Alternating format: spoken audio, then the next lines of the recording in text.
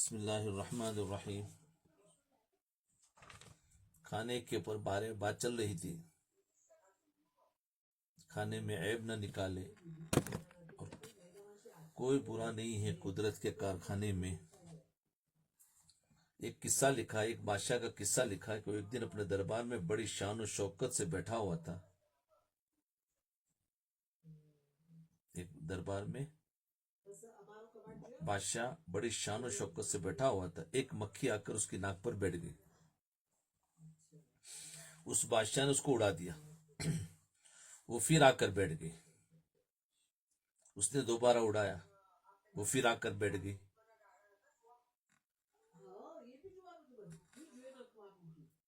آپ نے دیکھا ہوگا کہ بعض مکھیاں بہت لیچڑ قسم کی ہوتی ہے، اس کو کتنا ہی اڑا لو وہ دوبارہ اسی جگہ پر آ کر بیٹھ جاتی ہے۔ وہ بھی اس قسم کی تھی مکھی۔ بادشاہ نے اس وقت کہا کہ خدا جانے مکھی اللہ تعالیٰ نے کیوں پیدا کی، یہ تو تکلیف ہی تکلیف پہنچا رہی ہے، اس کا کوئی فائدہ تو نظر نہیں آتا۔ اس وقت دربار میں ایک بزرگ موجود تھے۔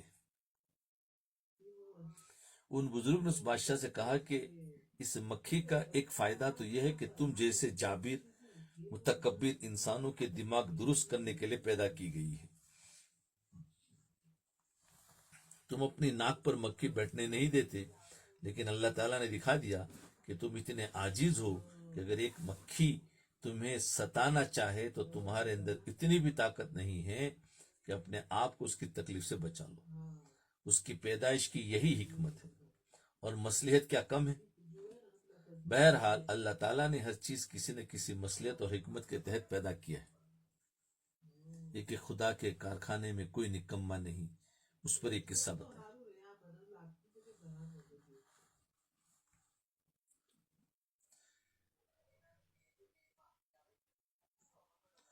تو یہ بادشاہ کا مکھی کا قصہ۔ اب ایک بچھو کا قصہ دیکھو۔ امام راضی رحمۃ اللہ علیہ مشہور بزرگ اور علم کلام کے ماہر گزرے ہیں، جنہوں نے تفسیر کبیر کے نام سے قرآن کی مشہور تفسیر لکھی ہے۔ امام راضی رحمۃ اللہ اس تفسیر میں صرف سورہ فاتحہ کی تفسیر 200 صفحات پر مشتمل ہے۔ سورہ فاتحہ کی تفسیر صرف 200 صفحات پر مشتمل ہے۔ اس تفسیر میں سورہ فاتحہ کی پہلی آیت الحمدللہ رب العالمین کی تفسیر کے تحت ایک واقعہ لکھا ہے کہ میں نے ایک بزرگ سے خود ان کا اپنا واقعہ سنا۔ وہ بغداد میں رہتے تھے۔ وہ بزرگ فرماتے ہیں کہ ایک دن شام کو سیر کرنے کے لیے دریائے دجلہ کے کنارے کی طرف چلا گیا۔ ایک بزرگ سے ان کا اپنا واقعہ لکھا ہے۔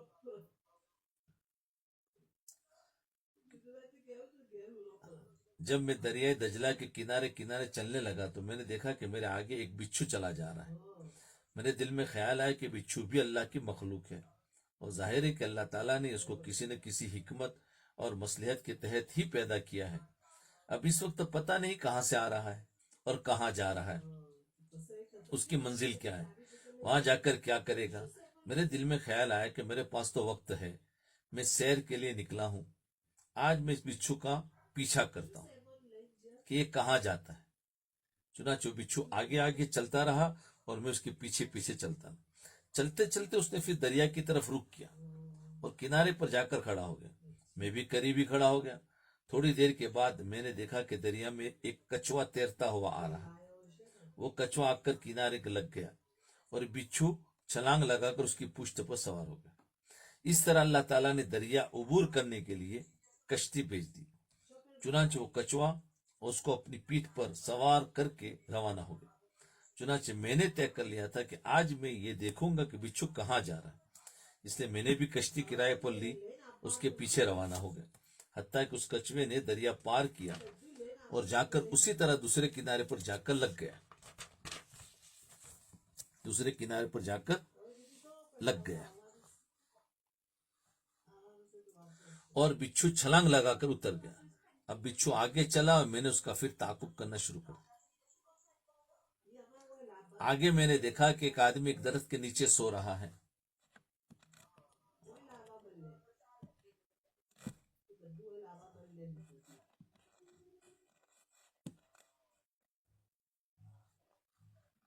آگے میں نے دیکھا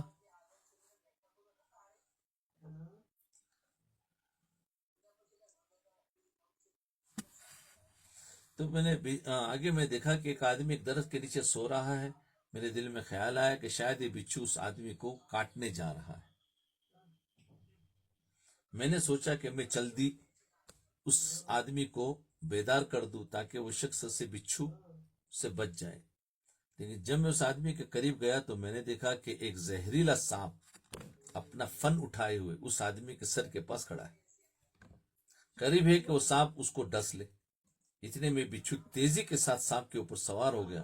اس کو ایک ایسا ڈنک مارا کہ وہ سانپ بل کھا کر زمین پر گر پڑا اور تڑپنے لگا. پھر بچھو وہاں سے کسی اور منزل پر روانہ ہو گیا. اچانک اس وقت اس سونے والے شخص کی آنکھ کھل گئی. اس نے دیکھا کہ قریب سے ایک بچھو جا رہا ہے. اس نے فوراً ایک پتھر اٹھا کر اس بچھو کو مارنے کے لیے دوڑا. میں قریب ہی کھڑا ہوا سارا منظر دیکھ رہا تھا، اس لیے میں نے فوراً اس کا ہاتھ پکڑ لیا اور اس سے کہا کہ تم جس بچھو کو مارنے جا رہے ہو تمہارا محسن ہے، اس نے تمہاری جان بچائی ہے. حقیقت میں سانپ جو یہاں مرا پڑا ہے تم پر حملہ کرنے والا تھا اور قریب تھا کہ ڈنک مار کر تمہیں موت کے گھاٹ اتار دے. لیکن اللہ تعالیٰ نے بہت دور سے اس بچھو کو تمہاری جان بچانے کے لیے بھیجا اور اب تم اسی بچھو کو مارنے کی کوشش کر رہے ہو. تو بزرگ فرماتے کہ میں نے اس روز اللہ تعالیٰ کی ربوبیت کا ایک کرشمہ دیکھا کہ کس طرح اللہ تعالیٰ اس بچھو کو دریا کے دوسرے کنارے سے اس شخص کی جان بچانے کے لیے یہاں لائے. بہرحال دنیا میں کوئی چیز ایسی نہیں جس کے پیدا کرنے میں کوئی نہ کوئی تکوینی مصلحت نہ ہو. بھائی نماز نماز نو ٹائم سے بہتر نماز پڑھو تو باتوں بات کر جو جلدی تھی.